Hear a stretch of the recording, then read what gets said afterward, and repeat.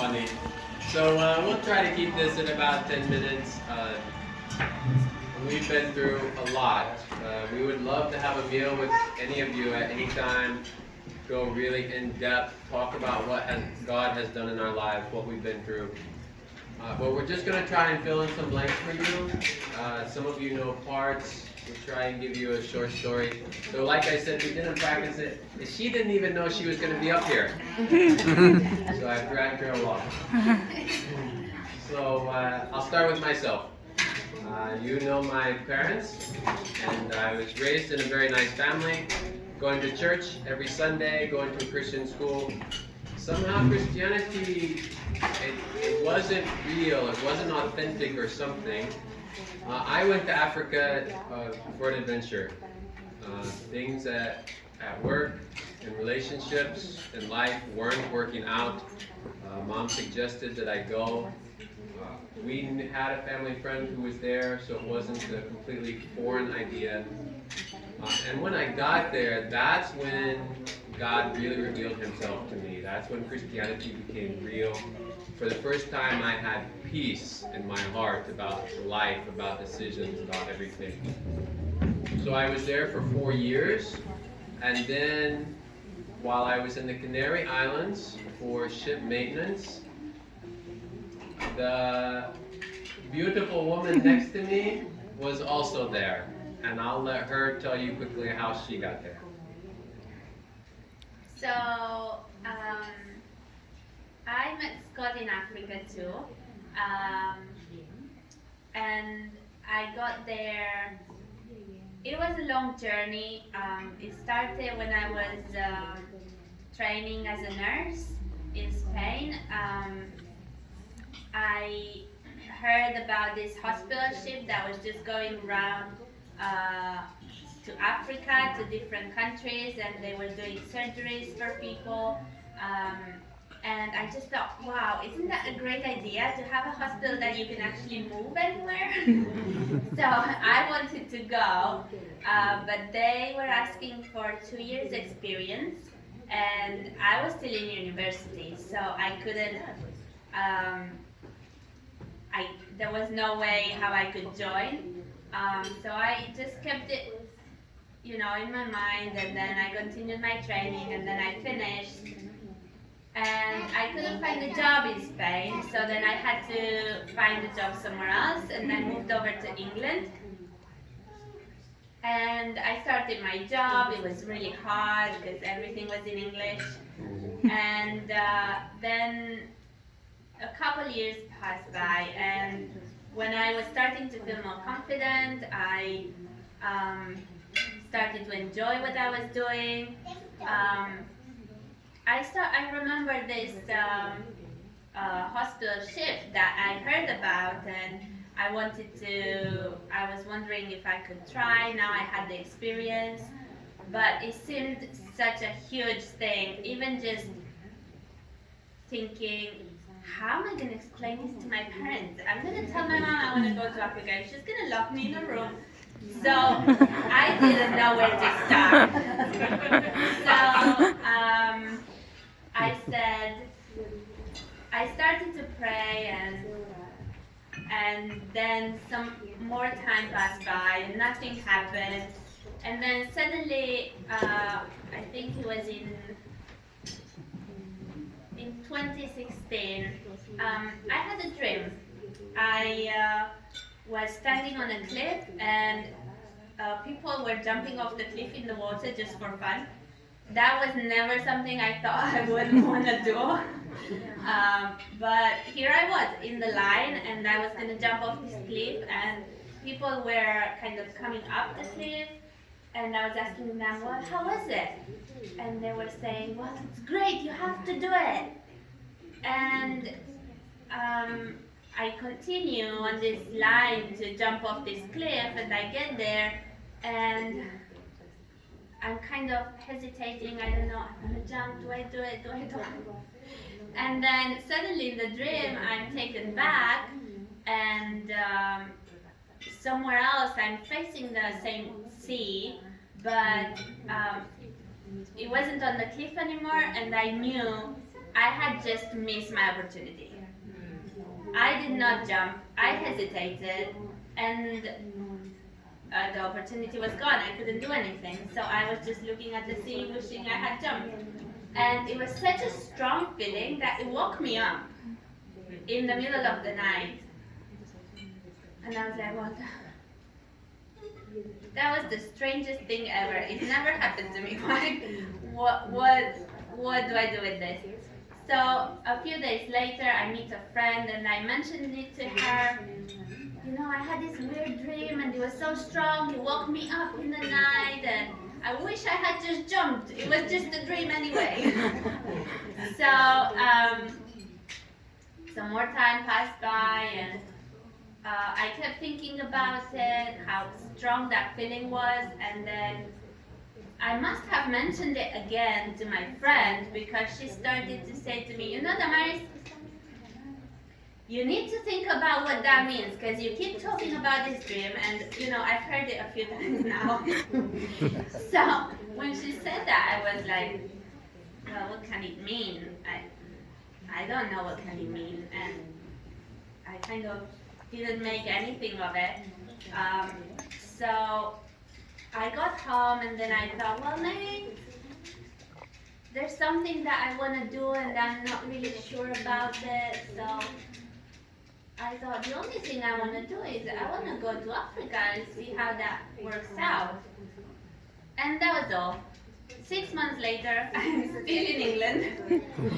And I was going to a church there and they started, they called it a School of Mission and Ministry. And I thought, well, I don't know, I'll just go and sit at the back and see what they say. They were inviting everyone, so I wasn't sure what it was going to be about. Oh, it was also for, how do you say, for pastors as well, so people that are thinking that they might want to start training to be a pastor. So I thought, I'm not going to be a pastor, but I don't know, I'll just sit in the back. So I went and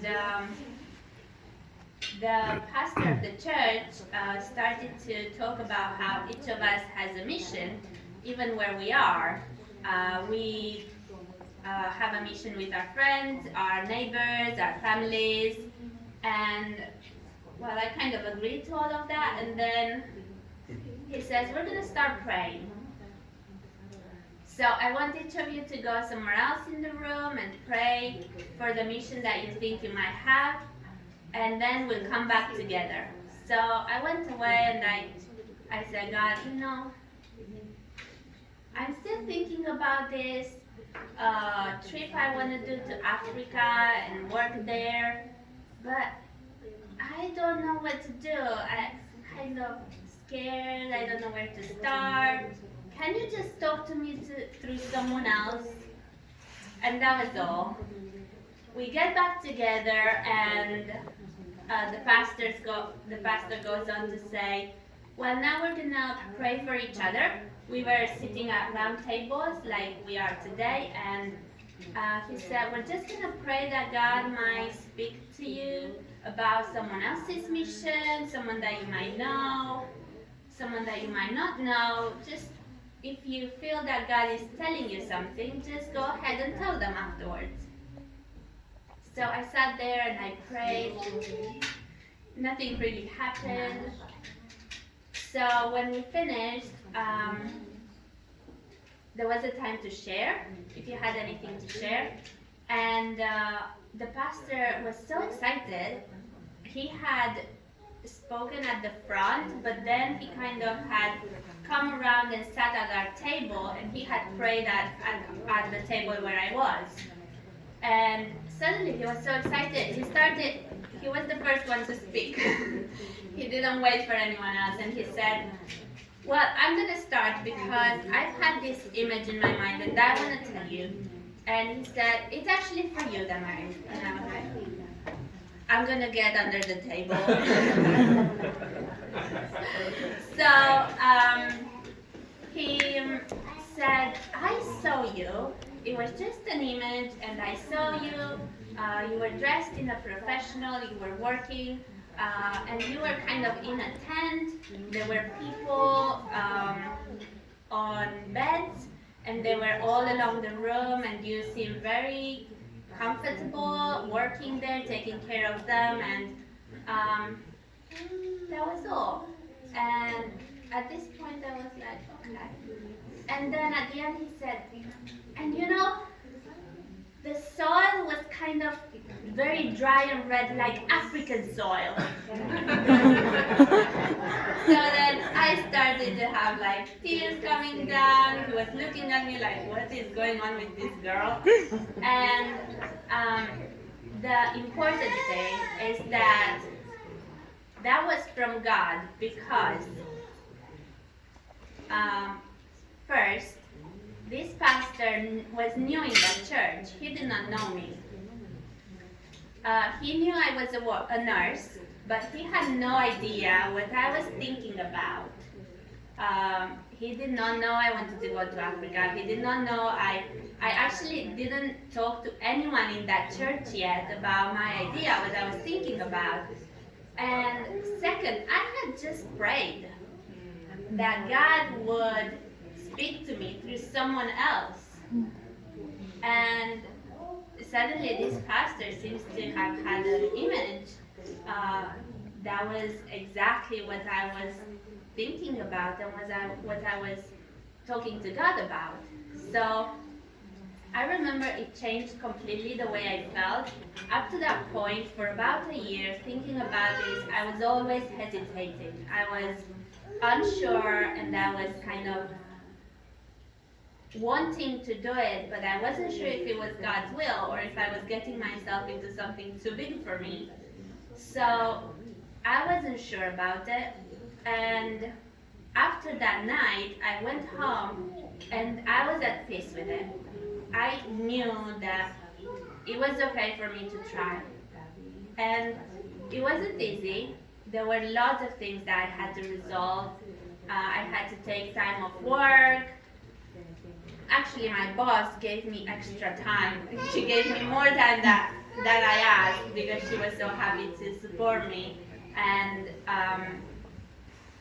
I had to change the place where I was living. I had to kind of sort everything out, because I was living there by myself. Like, I had stuff in my house that I had to get in an attic and everything. So it wasn't easy, but I knew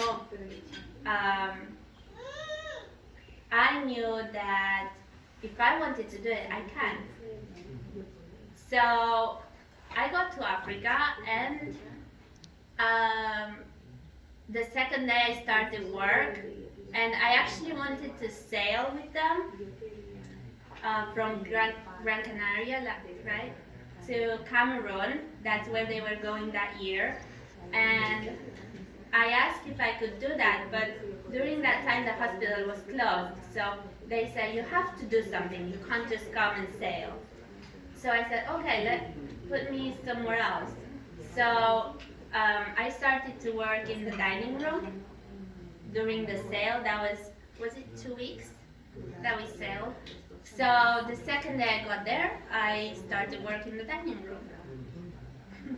And I didn't see her the first day we were sailing, but the first day she was at work, I saw her. And I began to ask friends, hey, who is the new girl? And I was friends with the captain of the ship at the time, and he said, oh, she goes to the front of the ship to sit outside and watch the waves and the dolphins every day at this particular time. You should go out there. And I said, no, I'm not going to trap her out at the front of the ship. So I waited. I tried to speak to her one time during the sail. It was awkward. She didn't really respond very good. And then after we got there, we both kind of started our jobs. But I kept noticing her because my job for that year was the hospital chaplaincy team leader. I was in the hospital all the time. She's a nurse. And then the one day, she had to come in and work in my office right next to me And I thought, finally, I'm gonna talk to her. So I kind of stopped what I was doing, made small talk with her while she was in there. It was it was funny because at the beginning when we didn't have many patients, um, they were sending a nurse every day to kind of help in the office. So all you had to do was either photocopy stuff, scan stuff, or shred stuff. Well, I got the shredding job. So I sat there for 6 hours in front of this um, shredder, Shredder. and that was right next to his office. So I had to start talking. I mean, there's only so much you can think about while you're shredding papers. So I thought about my whole life, the past, future, present, everything, and then I just had to talk to someone. So that was me. So then we started spending more time together, and I organized a trip to climb an active volcano in Cameroon. And on the way up that volcano, I asked her if she would be in a relationship with me, and she said yes. And that was when we officially started dating. So that was really fun. It was very exciting. Our time there went too fast. We met in August of 2017. December 2017, she had to go back to work. I was up behind. So I decided that I would end my commitment in May when the hospital closed and move to England and try and get a job. I did that. It didn't go very well. I couldn't find a job. I For applied. 6 months. I applied hundreds of places. Nobody wanted me. I got 2 interviews. Didn't get the job. Finally, after 5 or 6 months, I was out of money, and I could only stay in England 6 months anyway on a tourist visa. So we changed our plan. We decided that we would come here. So I moved back into Mom and Dad's house. We started the immigration process. The lawyer told us it would be about 3 months. So she quit her job, moved to her parents' house in France to wait, and it ended up taking 1.5 years. That was really hard. Really, really hard. You want to tell them anything about that? I think it was really hard for me, especially because um, I wasn't quite ready for things to turn hard. I was ready for things to go better. So I finally got to Africa, which is where I wanted to go, and that was great. But then when I went back to my same job, I had a really hard time adapting and adjusting back. The job I had in intensive care was really stressful. I didn't know what was happening with him. Are you coming? Are you not? Are you coming? Are you not? When are you coming? So that was stressful too. Then he gets to England and he cannot find a job. We're running out of money. What do? Then we change our plan. So that was the first change. We thought it was going to take 3 months, so I decided to give up my job and just go and see my parents before I actually moved to the other side of the planet. So I thought it was going to be for 3 months, and then we keep waiting, keep waiting. There is no news about his visa. I'm not working. I'm in a different country, not speaking the language. And then we find out that it actually usually takes more than a year. So that was another change I had to do. Now I'm not getting married in 2019, I'm getting married in 2020. So that was just too many changes and too much uncertainty. And I got sick. I actually needed to go to the hospital in France a few times, and it was really stressful because like the doctors, they wouldn't speak English to me. Everything was in French. And suddenly I realized, my life was great in Africa, and then it didn't go quite as I was expecting. It went like the opposite way. It just kept getting worse and worse and worse, and then here I am in the hospital, and I can't even talk to my doctor. So that was really hard. Yeah, and I remember having lunch with Neil Partington, who was here earlier. He and Shannon had to go. I had lunch with him and said, hey, I'm going to see Damaris. Pray that this COVID thing doesn't get too bad. It could really mess up a lot of stuff. And he laughed. And he said, yeah, Scott, with you, anything could go wrong. And as we finally neared the end of the process, I went to France to help move her back. I went with 2 empty suitcases. And we made it 5 days before the borders closed. Wow. And we knew that after waiting a year and a half, going through lots of difficulty, a lot of uncertainty and pain, that God was with us. He got us through right at the last minute. So we had our wedding. Her parents weren't here because of COVID. The borders were closed. We only had 90 days to get married on a fiancé visa, so we had to get married. It was a one-entry visa, so if I went back, I needed to start all over again. So we didn't want to do that, and we only had 3 months. We had to get married anyway, so we had to do a very small wedding. Yeah. And my parents were on Zoom. Yeah. With some other friends. And it's been challenging since the wedding, especially in the beginning. But I think that this wedding is meaningful for a few reasons that Pastor Tim described very eloquently. It feels to me, and I hope to you too, that we finally finished something here. Like, we're finally done being married. We're getting married. We're finally done getting married. We are married. Her parents are here. This is all real. We love all of you people in this room. Things have continued to get better and better this last year and a half of marriage.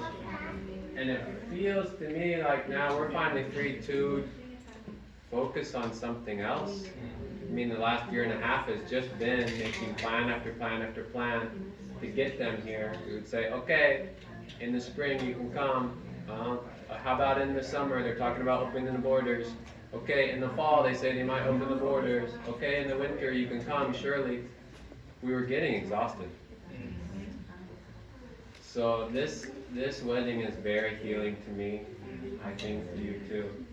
And we're really glad that you're all here. So thank you very much.